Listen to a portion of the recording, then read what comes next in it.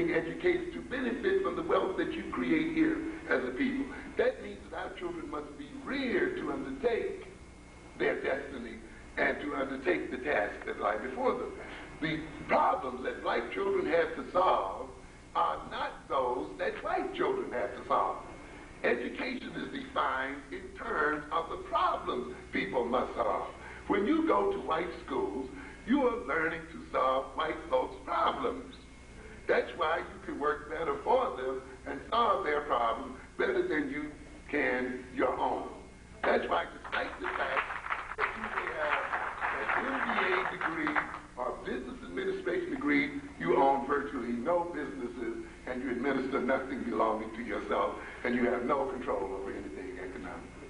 In fact, the more degrees you've gotten, the more other people have taken your businesses from you in your neighborhoods. Which means you're being educated for servitude. So the highest educated black is in the same position as the lowest one, and that is they're being educated or not educated in service to white power. Intelligence. We are not even intelligent. Black people are made stupid by the education that they get. And the more education we get, the more stupid we become. Yes, I know this is harsh words, but we have to deal with the reality. We are literally educated into dumbness. We call being intelligent high scores on the SAT, high grades at Harvard and Yale, how much we created for IBM, and how much we created for AT&T. Ladies and gentlemen, it has nothing to do with intelligence at all. You let other people define intelligence for you in such a way that it also means maintaining them in power. The ultimate value of intelligence, the ultimate point of intelligence, is to solve one's own problems and to secure one's own survival. God put intelligence in you so that you could adapt to the environment you live in or adapt the environment to you to further your own life and your own being. I don't care how much you know, how much you've learned, how deeply you've been educated by other people. If you cannot solve your own economic problems, if you cannot solve your own military problems, if you cannot secure your own survival, which should be the point of education, then you have been made dumb and stupid and ignorant by that education. That's why you have to get rid of the concept of equal education and the equating of same and equalness. You do not need the same education as white people. You do not have the same problems as white people. Therefore, you require a knowledge that is relevant to the problems that you have as a people. And when you solve those problems that confront you as a people, and you collect the information relevant to solving those problems, and you develop the mental skills and abilities and capacity to solve those problems, then you are intelligent. It has nothing to do with your record at Harvard or Yale or any of these institutions. Do you understand what I'm trying to get across? Yeah. That's why you must, number one, redefine every word you've been taught in America. You are defeated by the very fact that you don't look at the words you use. The very fact that you go into a discussion, male-female relations, the education of black children, fight crime, without even saying, well, listen, how are we going to define crime? How are we going to define education? How are we going to define the purpose of the black family? Do you know that we have the right to determine any social arrangement called family that we want to? There's no such thing as any sacred family. White folks don't represent what a real family should be. Do you know that the family is reflective of the social political conditions under which a people survive? That we as black people have a right to say, wait a minute, looking at our current reality, looking at the future problems we want to solve, we believe that the best way to arrange a family and for black men and black women to relate is this way, and it has nothing to do with the way whites do it. But we've never even thought about the fact that we have that what? That right. You see? We've never realized that we can define family in the way we want. Feel like it. That's because we don't have a sense of people. And we don't have a sense of nation. When you think of yourself as a people, And when you think of yourself as a nation, then you know that a people and a nation have a right to make their own laws and rules. It's only when you lose that sense of people that you think you have to go and get authority to redefine yourself and develop yourself from another people.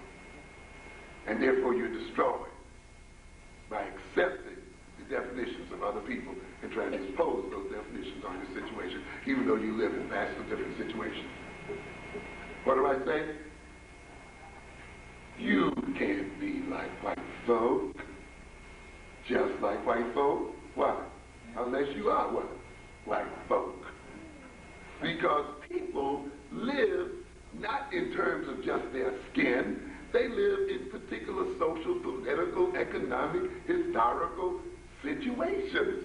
And their personalities, their minds, and so their relationships and so forth are intricately related to the situations and circumstances under which they live. People then who do not live within the reality of their situation and live within their own sense of destiny and values and so forth are people who live outside of themselves and literally people who are literally out of their mind. And so you have a group of people who are trying to act like another group of people who are in a completely different set of circumstances and situations. You're going to have people who are misfunctioning. Let me rush through our time is moving. Take your time, bro. Take your time. And we got to come back again. Take your time. We have a confusion of money with income. We haven't even defined what an economy is. A lot of us confuse money and economy. Having money is not having an economy. Economies existed prior to money. An economy ultimately is a set of social relations between people, ladies and gentlemen, not money. Social relations. A systematic set of relationships between people. A crowd at a football stadium is not an economic system. This is a bunch of people with money in their pockets. Okay? The people who get their money are the people who have the what? The system. The hot dog vendors and the other people, they got a system. And they suck then the money out of those people's pockets. Wouldn't it be interesting if those people bought their own hot dogs and the whole thing? you know, then they got what? If the fans themselves had what?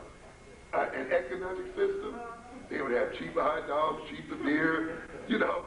They would have so many advantages if they thought of themselves and say, hey man, we're going to relate not just to a crowd of people hollering rah-rah, we're going to relate as an economic system. You see a whole different ballgame going on. Now they got all of that money and they're sitting there in one place, but they're not an economy.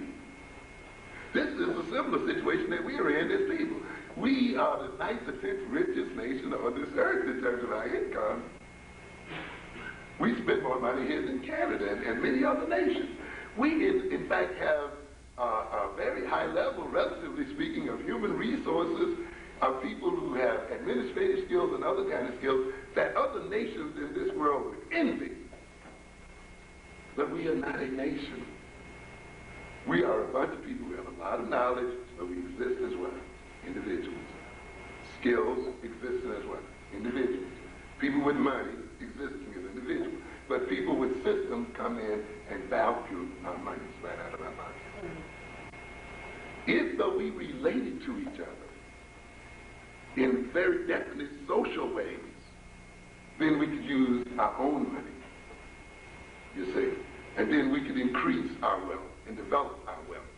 That is why, as I reported earlier, you see, the lack of trust, the lack of reliability, the lack of not getting a kick when you buy something from black people instead of white folk.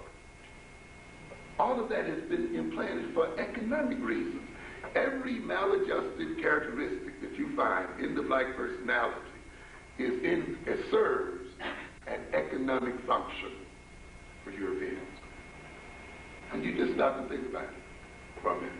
Your lack of self-confidence means that you don't want to take any risk in going into business.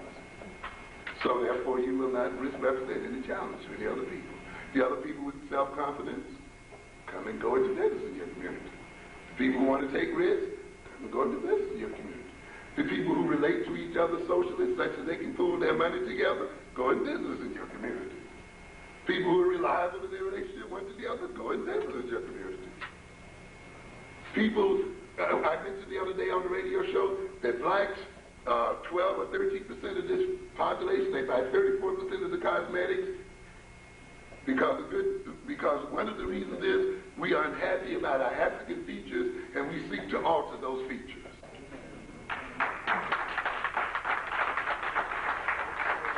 And therefore we support a whole cosmetics industry because of the attitude we have toward our own looks as people. Do you think that these people will ever get you to be happy with your looks? As a matter of fact, I think it was Chanel or somebody told somebody, look, there's no such thing as natural beauty. You know what she said? Natural beauty is our enemy. She was in the cosmetics industry. So we never want to tell people there's something called what? Natural beauty. Are you kidding? We must tell them that beauty can only be taken from a jar, or else we're out of it. So consequently, then, you must make people all have a certain feeling of unbeauty when they are not what? Cosmetized in some sort of way. And it is out of this feeling of inadequacy that wealth is created. And therefore those people who create the wealth must maintain those people in this feeling of inadequacy. Therefore feeling inadequate about yourself is a large source of money for whites. And therefore they will never let you out. I don't care how many songs you sing and how much you say black is beautiful. Until you know it and act it within yourself, it's going to be utilized.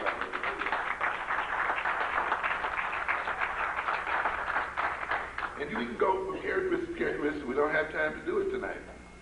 But you have to realize these characteristics have been put into us for very definite economic reasons. You have to think you can fly like those ads do with those sneakers on. Foolish. Chinese working 16 hours a day.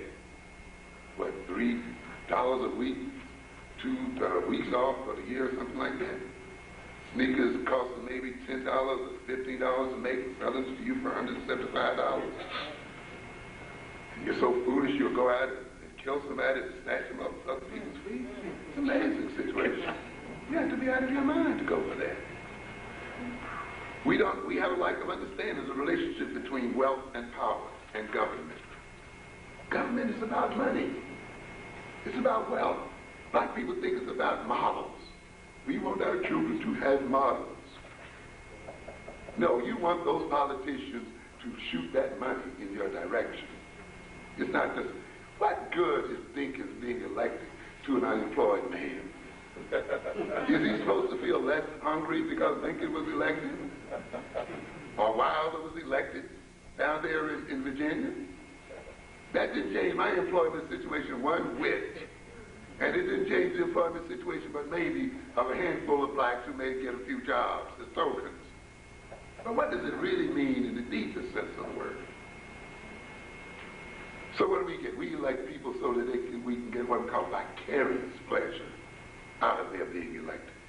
No, other people elect people so they can raise the treasury, ladies and gentlemen. That's what the deal is about.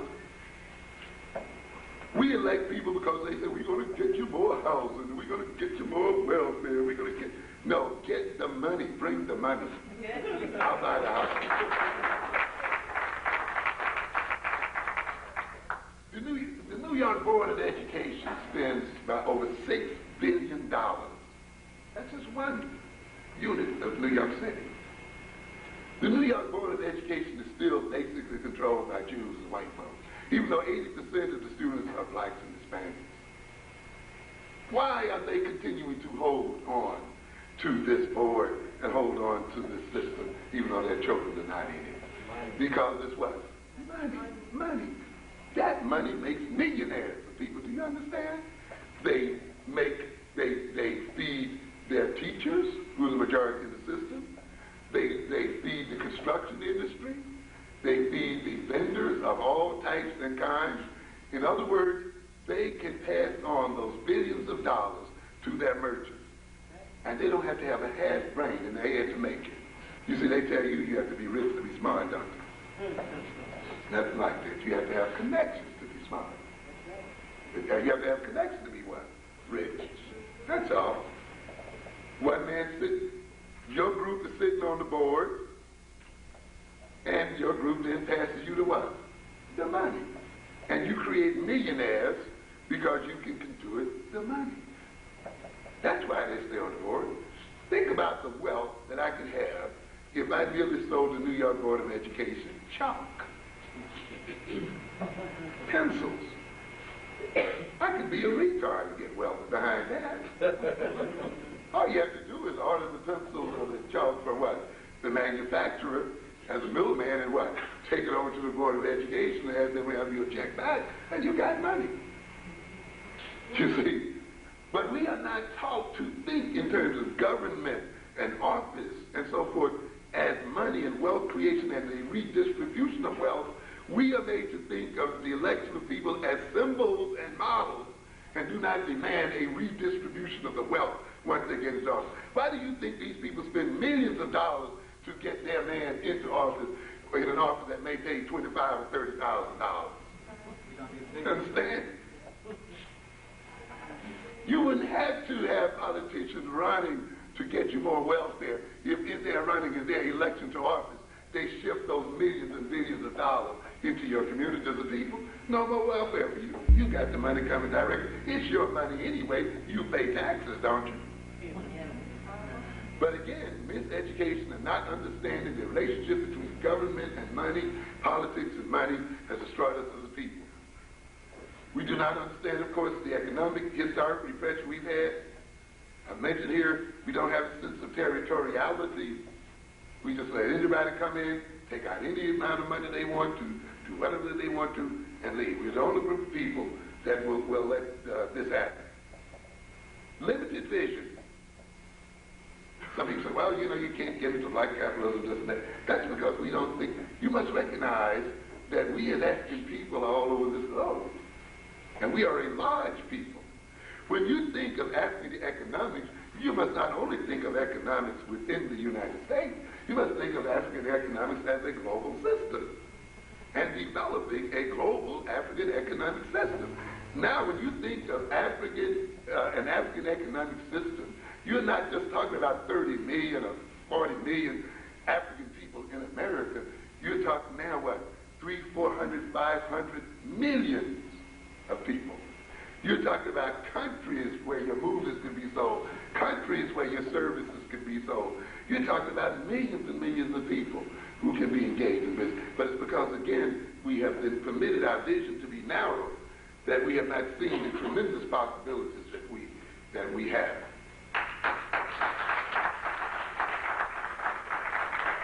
Oh, we don't have time. This is too bad. There's too much to talk about. I wanted to mention, and I'll just do the outline here. And I just want to mention here, by the way, you know, we can talk about our people buying sneakers and BMWs. I want to indicate, of course, that the black middle class is no better than the drug dealers on a certain level either. Both are consuming symbols, objects. Both are not investing in the real money anywhere. The black middle class is very poor in terms of wealth. Very little money in real productive investments, little money in stocks, little money in bonds, relatively little in real estate, business. I mean, almost, it doesn't even count. The 256th business on the, the 500 list. The number 256 business on that business list, the white businesses, earns as much as, what was it? How many of it, if I can recall now?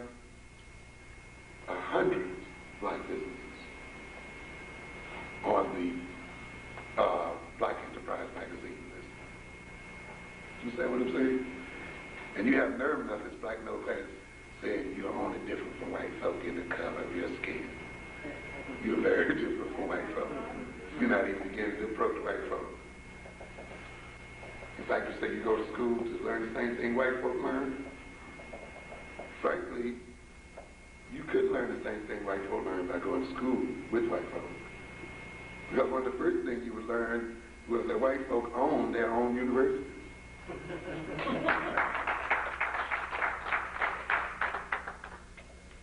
There's no animal like this black middle-class animal.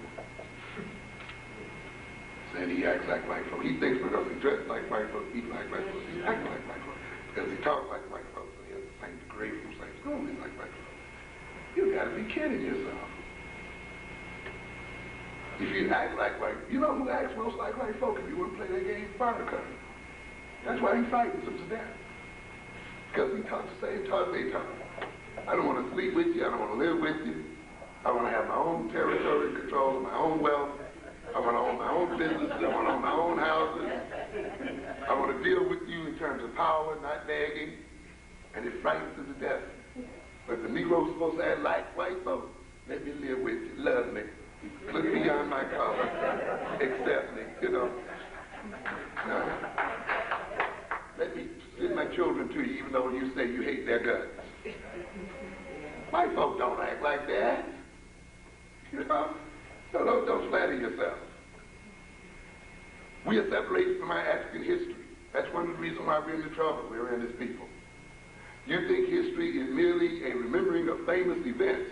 You think history is there merely to stroke your ego, to make you feel good about yourself.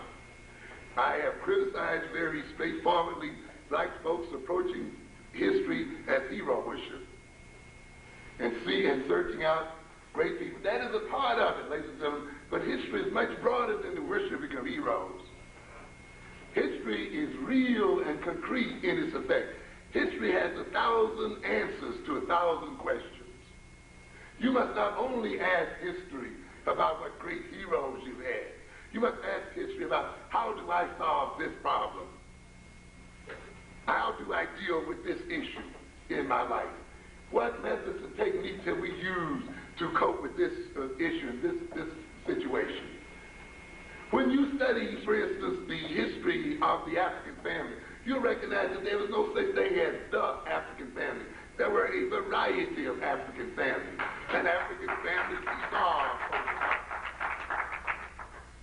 And therefore, when you look at the problems facing the black family, you don't have to look at white folks. You look in your own history and see under what circumstances did black folks, did Africans take this family style, take this approach or that approach, and how did this approach solve particular problems or issues you see? Why is it that we buy the idea that the father is the only one who can raise a boy into manhood? We bought that from Europeans. Now what a trap we're in when you buy the idea that the father, the biological father, is the only one who can raise a boy appropriately to manhood. Then you have a system that splits the biological father off from the family. Now you're faced with a problem, aren't you? But then if you look back into your own anthropological history, you will see one of the ways we raised boys to manhood was not through the effort of the single biological father, right? But the rearing of the boy into manhood was the responsibility of all male adults. Therefore, our families do not necessarily have to be crippled by an absent father if we look appropriately at our own history as people.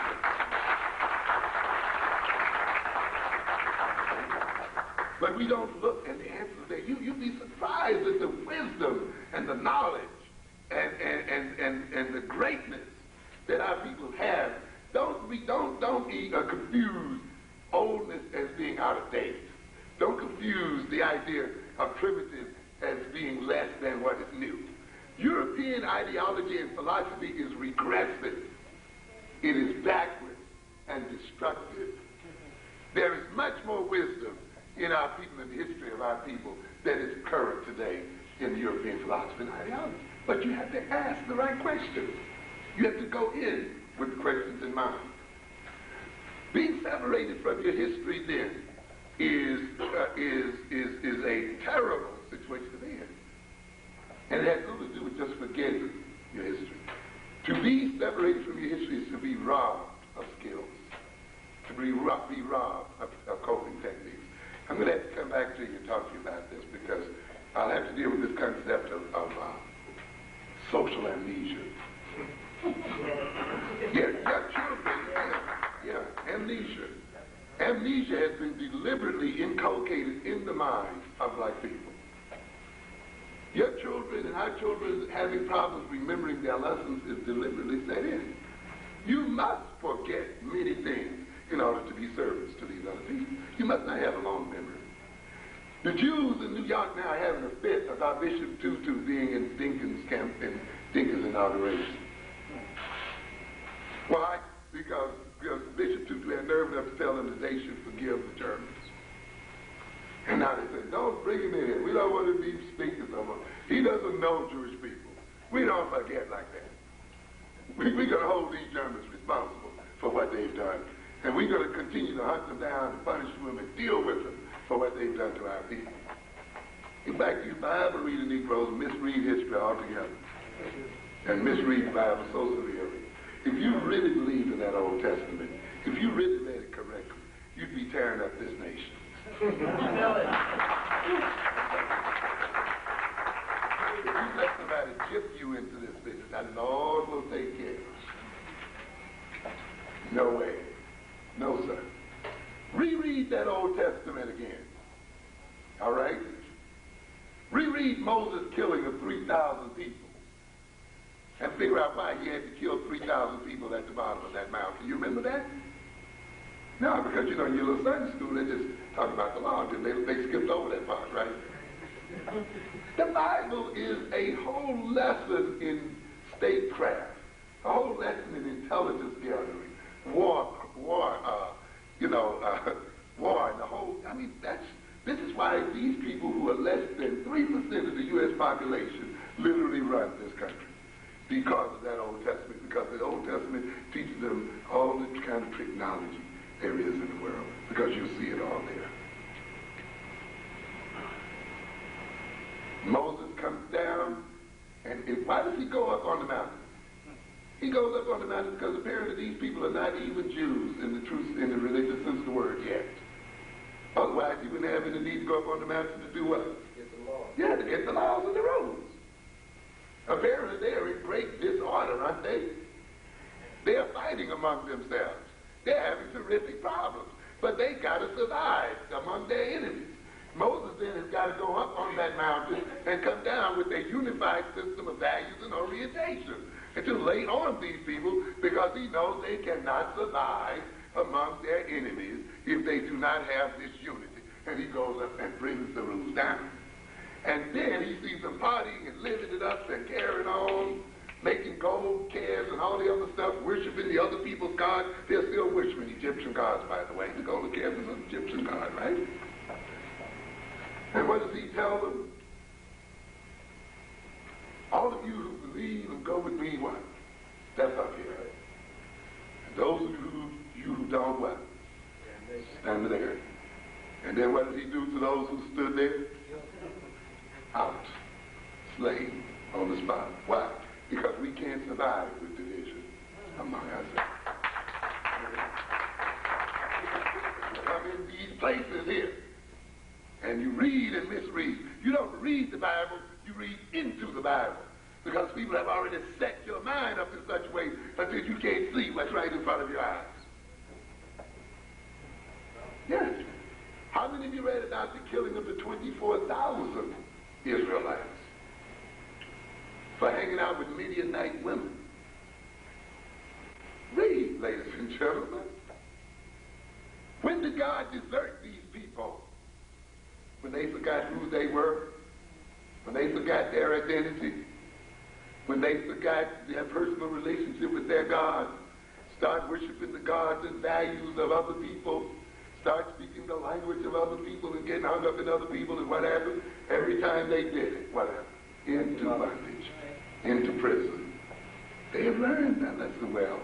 You who call yourself children of Israel have not learned your lesson well. And they don't forget it. You were willing for a cup of coffee and a hot dog, sitting by a white person, to forget all of the degradation that your ancestors went through at the hand of white folks. So you must have amnesia in order to live that way and feel comfortable with the murderers and killers of your people. And still have it in their minds to enslave your children and use your children in the future. You gotta have a restricted mentality in order to be comfortable with that situation. That's why you're going to see the restricted mentality in the classrooms and other places. This is an economically necessity, ladies and gentlemen.